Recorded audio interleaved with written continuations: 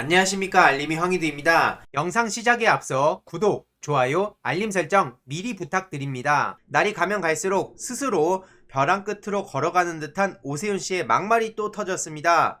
용산 참사, 임차인들 폭력적 저항이 본질이다, 이런 소리를 어제 했었는데요. 해당 망언으로 지금 말 그대로 난리가 난 상황입니다. 오세훈 씨는 용산 참사 사건에 대해서 송구하다, 책임감을 느낀다 라고 주장하면서도 철거민들의 과도한 폭력행위가 사건의 원인이라는 입장을 고수했는데요.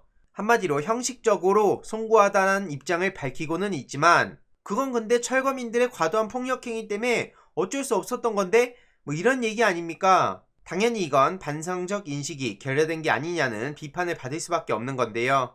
늘 저들은 저런 식입니다. 국가 권력을 동원해서 저렇게 막대한 피해를 입혀놓고 어떻게 저렇게 뻔뻔한 태도로 일관하고 있을까요?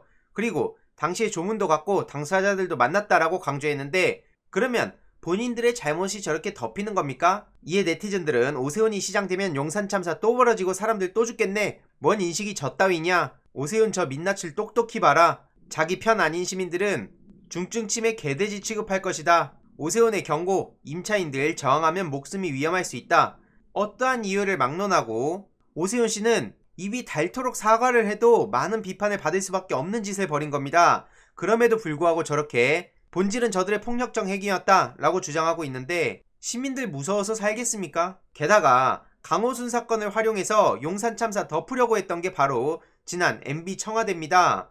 용산 참사 당시 화재 등 위험 발생을 예상하고도 무리하게 경찰력을 투입했다는 조사 결과가 나오기도 했었죠. 사건 발생 이후 정신을 못 차리고 사이버 수사 요원 900명을 동원해서 용산 참사 관련한 인터넷 여론을 분석하고 경찰 비판글에 반박글을 올리고 각종 여론조사에도 적극 참여하도록 지시한 것으로 확인됐습니다. 당시 청와대 행정관은 경찰청 홍보 담당관에게 사건 파장을 막고자 강호순 연쇄살인 사건을 적극 활용하라, 이런 취지의 이메일을 보내기도 했다고 하는데요. MB 정부 정말 대단하지 않습니까? 그리고 조사위는 사이버 요원들을 동원한 여론 작업이 공무원의 정치적 중립 의무 위반이자 권한 남용으로 직권남용 권리행사 방해 또는 강요 혐의를 적용할 수 있는데 공소시효가 지나버렸다는 거죠. 심지어 철거민 사망자 유족에게 사망자 관련 정보, 부검 필요성, 경과 등을 알리지도 않고 미행까지 했다고 합니다. 한마디로 저런 사람들이 계속 정권을 차지하니까 세월호 유가족 사찰, 이런 짓들 대놓고 벌이는 거 아닙니까?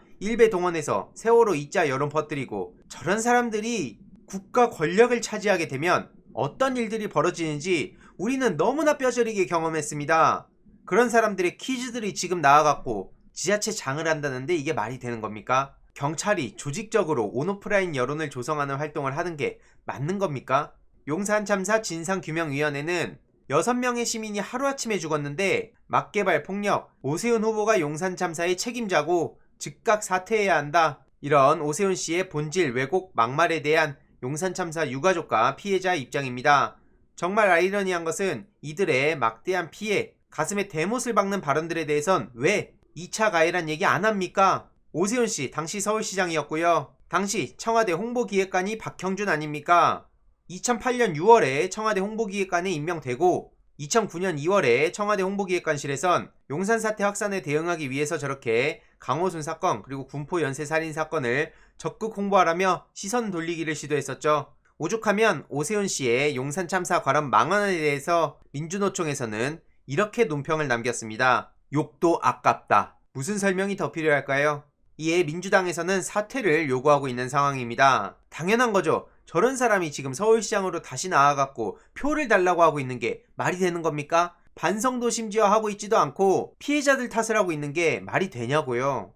김영배 의원, 이동주 소상공인 대변인, 강병원 의원, 이재정 의원 등은 오세훈 씨의 저런 망언에 대해서 강하게 비판하고 사퇴를 요구하고 있고요. 이해로도 오세훈 씨는 계속해서 정신 못 차리고 본인의 거짓말에 대해서 반성을 하기는커녕 표현이 잘못됐다고 교묘하게 프레임을 바꾸려고 시도하고 있습니다. 표현의 문제지 자긴 죄 지은 거 아니다, 이런 어설픈 대응을 하고 있는데요. 이게 더 큰 화를 불러오고 있는 상황인 겁니다. 이에 당연히 네티즌들은 분노하고 있는 상황이고요. 겉으로는 반성을 하는 척 하지만 결국에는 본질은 다 왜곡하고 회피하고 모르쇠하고 거짓말 폭탄 돌리게 하고 진짜 염치 없는 사람의 표본입니다. 그리고 오늘 오전 뉴스공장에 일요시사 설상미 기자가 나오기도 했는데요. 박형준 씨에 대한 얘기죠. 과일나무 관련해서 끊이지 않는 뒷말에 대한 이야기를 전했습니다. 국회에 과일나무 조형물이 있는데 이게 박형준이 국회 사무총장 당시 무려 1억 3천만 원의 세금을 들여서 제작을 한 겁니다.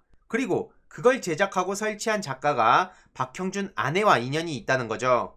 공교롭게 과일나무를 제작 설치한 최정화 작가는 당시 사무총장 박형준의 아내 조연씨와 인연이 있는데 2007년에 세워진 조연아랑은 최정화 작가의 작품으로도 유명하다고 하죠. 게다가 최 작가 개인 홈페이지에도 조연아랑이 건축 및 인테리어 작품란에 게시가 돼 있다고 합니다.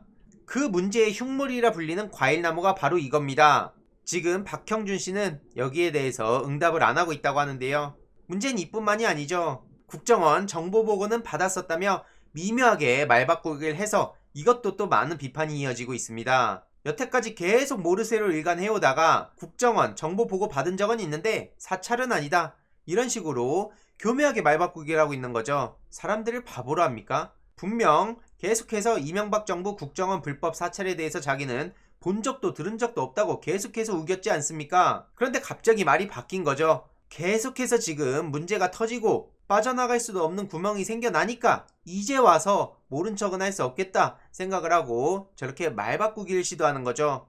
분명 국정원 직무 범위 이탈을 넘어 명백한 사찰로 비판받는 대목이 적지 않은데 민주당에선 박형준 씨가 불법 사찰 정보를 단순 정보 보고로 둔갑시켰다고 비판에 나선 상황입니다. 네티즌들도 저런 박형준 씨의 어설픈 거짓말에 대해서 많은 비판을 이어가고 있고요. 게다가 박형준이 5천만 원 받고 유죄중 성추문 거짓 증언했다, 이런 폭로가 터지기도 했습니다. 국제신문 김혜정 기자의 보도인데요. 내용을 간략하게 요약해보면 박형준 씨와 총선에서 붙었던 사람이 성추문이 있었다고 폭로를 한 여성이 있었는데 최근 박형준 측으로부터 폭로 전에 거액의 금품을 받았다고 밝힌 겁니다. 한마디로 박형준 측이 여성을 금품 매수해서 성추문을 조작했다는 거죠. 국제신문은 해당 여성이 당시 정황을 털어놓은 통화 녹음 파일과 녹취록도 확보했다 하고요.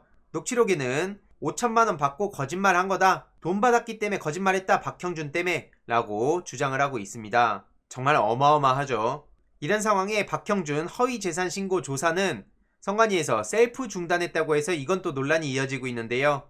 재산 신고 누락은 의도적인 거로밖에 볼 수 없다고 이런 얘기를 하고 있는데 부산시 선관위 관계자는 검찰 고발이 이뤄진 상태라서 조사를 중단했다, 이런 얘기를 하고 있습니다. 지금 결과적으로 선관위가 검찰 사건 이송 절차가 진행되는 일주일이나 되는 시간 동안 조사 의뢰된 사건을 방치한 꼴이 됐고 결국 이건 박형준에게 조사에 대비할 시간을 벌어준 셈이라는 비판을 받을 수밖에 없는 것이죠.